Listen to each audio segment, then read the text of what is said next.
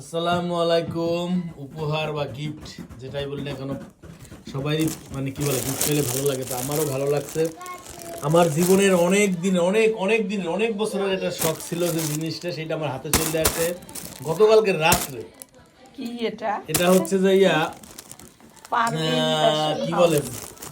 বাংলাদেশি প্যাকেটে এই যে এটা হচ্ছে যে পায়জামা পাঞ্জাবি, ঠিক আছে।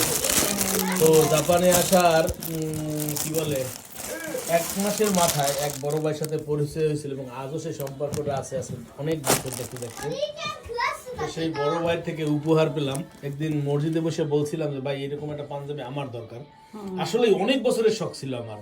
তাই তো বড় ভাই নিয়ে আসছে বাংলাদেশ থেকে ওনার নিজের হাতের পরশের ছোঁয়ায়। আল্লাহ এখন এই আবার বাংলাদেশ থেকে চানাচুর নিজের খুবই টেস্ট, আমি খাইলাম শশাঙ্ক, খুবই টেস্ট। শশাঙ্ক চানাচুর স্পেশাল। পাঞ্জাবিটা আমি এখন ড্রেসটা পরে দেখো আমার গায়ে লাগে আমি একটু চানাচুর খাই দেখি। এই এই কাবলি তুমি কাবলি পায়জামা পরো আর আমি একটু চানাচুর খাই হ্যাঁ, দেখি। তুমি খাও। আলহামদুলিল্লাহ, অবশেষে ভাইয়ের দেওয়া সেই উপহারটুকু আমার পরলাম। সালোয়ার কি কইলেন নাম, কি ড্রেস, কাবলি ড্রেস না? মাশাআল্লাহ, আলহামদুলিল্লাহ। আমার জীবনে মনে হয় অনেক দামি উপহার পেয়েছি, কিন্তু এটা আমার জীবনে সবচেয়ে বেশি দামি। কারণ এটা আমার অনেক বছরের একটা শখ ছিল, এরকম একটা ড্রেসের, অনেক বছরের।